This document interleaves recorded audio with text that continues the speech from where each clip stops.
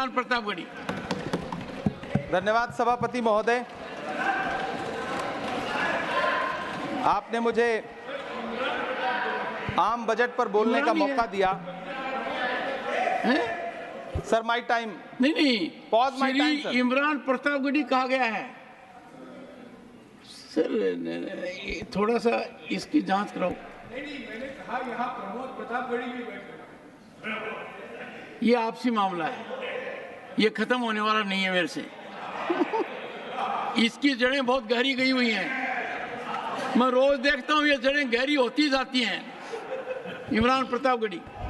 धन्यवाद सभापति महोदय।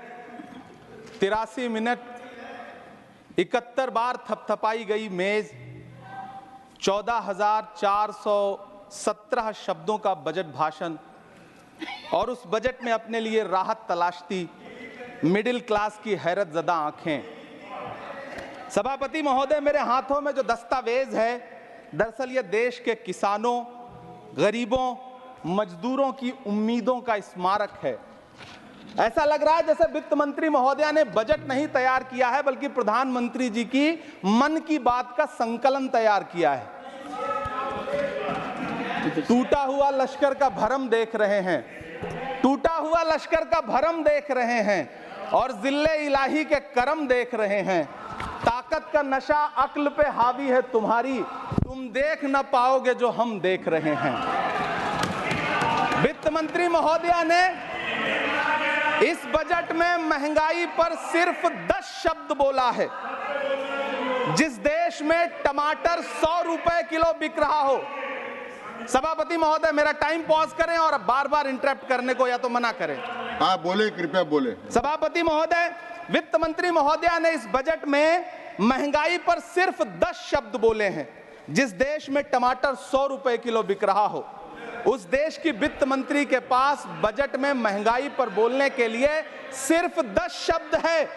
डीजल, पेट्रोल, आटा, चावल, दाल, सब्जी की महंगाई का तो कोई जिक्र ही नहीं। सावन चल रहा है तो प्याज और लहसुन का दाम पूछना तो शायद पाप होगा। मैंने तो यह भी सुना है कि वित्त मंत्री जी जो चीज खुद नहीं खाती हैं, उसके दाम से उनका कोई लेना देना नहीं होता। लेकिन इस बार बजट पेश करने के लिए पार्लियामेंट आने से पहले वित्त मंत्री जी ने दही और चीनी खाई थी। अब तो उनसे यह पूछा जा ही सकता है कि उन्हें दही, दूध और चीनी का रेट तो इन दिनों पता ही होगा। क्या उसे सस्ता करवाएंगी या नहीं सस्ता करवाएंगी?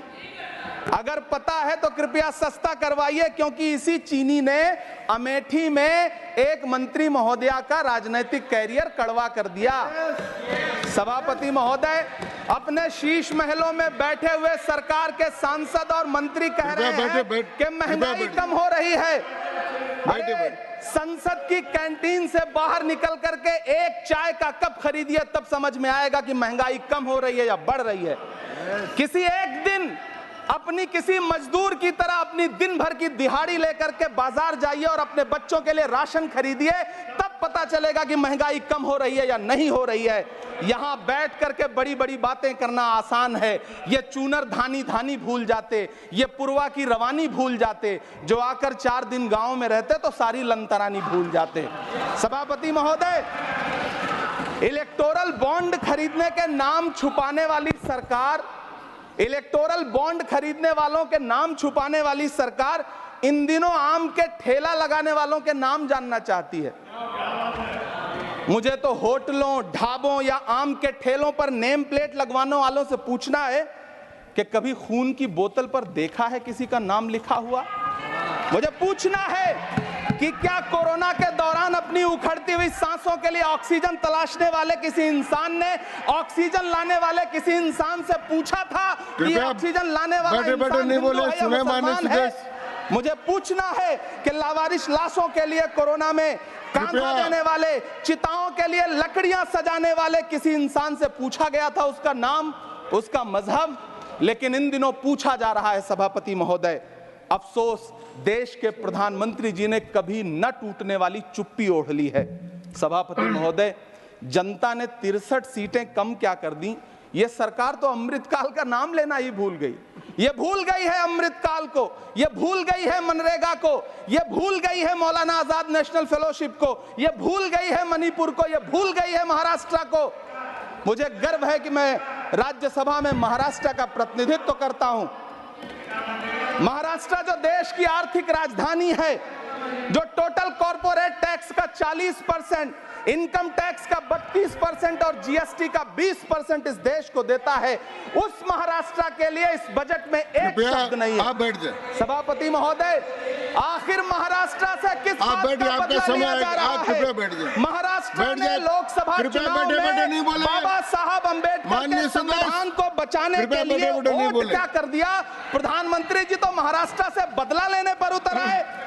अब तो शायद उन्हें याद भी ना हो यवतमाल का वो दाभड़ी गांव जहां 20 मार्च 2014 को वो किसानों के साथ चाय पर चर्चा करने गए थे और उनकी किस्मत बदलने के सपने दिखाए थे। उसी यवतमाल में पिछले 6 महीने में 132 किसानों ने आत्महत्या की है। सभापति महोदय, महाराष्ट्र में हर महीने 209 किसान आत्महत्या कर रहे हैं। राज्य सरकार द्वारा सौंपा गया आंकड़ा बताता है कि 1 जनवरी से 31 मई के बीच 1046 किसानों ने आत्महत्या की है। लेकिन अफसोस, इस बजट में महाराष्ट्र के किसानों के लिए कुछ भी नहीं है। किसानों से चिढ़ी हुई सरकार ने बजट में किसानों के एमएसपी की लीगल गारंटी नहीं दी। लेकिन याद रखिएगा, जो किसान का नहीं वो हिंदुस्तान का नहीं। सभापति महोदय, मुझे वित्त मंत्री जी से पूछना है कि वो जो कुछ साल पहले 100 स्मार्ट सिटी बनाने का ढोल पीटा गया था, सुना है उस ढोल में पानी भर गया है, इसीलिए आपने उसका नाम बदल करके सिटीज ऑफ ग्रोथ हब्स रख दिया है। अच्छा है, नाम बदलने का खेल खेलते रहिए। आपकी कई सरकारें तो इसी वजह से चल रही हैं। इस सरकार को पढ़े लिखे लोगों से दिक्कत है सभापति महोदय, इसीलिए इस सरकार ने यूजीसी का बजट 66% कम कर दिया है। वाह री सरकार।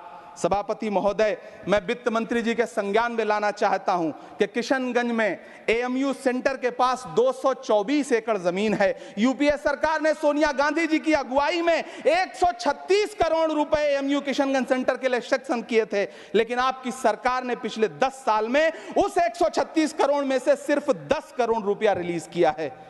1.5 करोड़ की आबादी वाला सीमांचल बेहतर शिक्षा के लिए उस सेंटर की बाट जोह रहा है। मेरा आपसे सवाल है कि इस सेंटर का बाकी पैसा आप कब रिलीज करेंगे? मुझे उम्मीद है वित्त मंत्री महोदया जवाब जरूर देंगी। सीमांचल उसी बिहार में आता है जिसकी बैसाखी के सहारे आपकी सरकार चल रही है। वहां के लोगों को एम्स की जरूरत है। महानंदा और कोसी से होने वाली बाढ़ की तबाही को रोकने के लिए बांध बनाइए, सीमांचल के साथ सौतेला व्यवहार बंद करिए।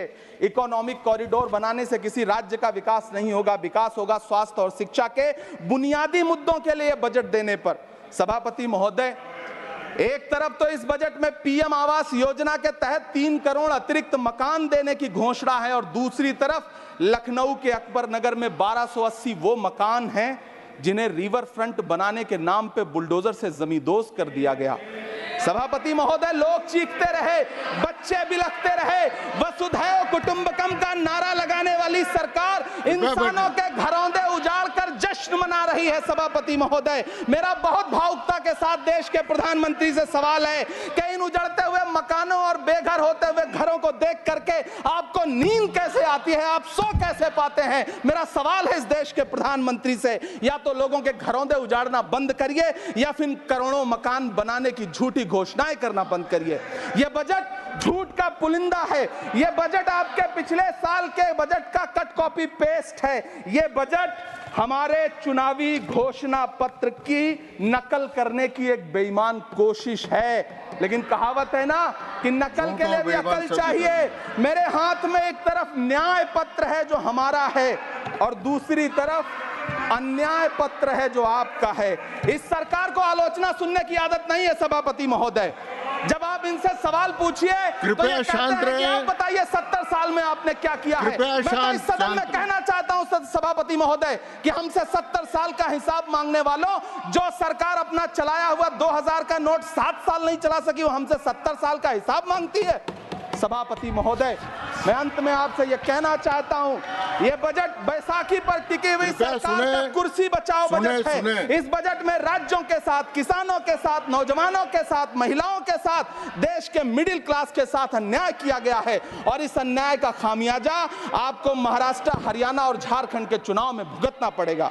सभापति महोदय, इस सरकार ने नोटबंदी लगाकर देश की आम जनता की पूंजी कृपया छीन ली। बैठे बैठे नहीं बोले, गब्बर सिंह कृपया। टैक्स लगा करके छोटे व्यापारियों के कारोबार छीन लिए, पेपर लीक करवा करके युवाओं की आंखों से नौकरी के सपने छीन लिए, अग्निवीर लाकर देश के जवानों की उम्मीदें छीन ली, बुलडोजर लगाकर लोगों के आशियाने छीन लिए, महंगाई लाकर देश की जनता की थाली से निवाले छीन लिए और नारा लगाया कि हम तो सेवक हैं, 18-18 घंटे काम करते हैं। इन्हीं लोगों के लिए किसी ने शेर कहा है कि जो सच और झूठ में दूरी है वो दूरी समझते हैं, सियासी हाकिमों की हम भी मजबूरी समझते हैं, वो अपना हक समझते हैं निवाला छीन लेने को, डकैती को बहुत से लोग मजदूरी समझते हैं। हमें पता है कि कैसी मजदूरी की जा रही है। सभापति महोदय, मैं यहाँ खड़ा होकर के अंत में आपसे कहना चाहता हूँ कि इस बजट में तमाम राज्यों के साथ अन्याय किया गया है,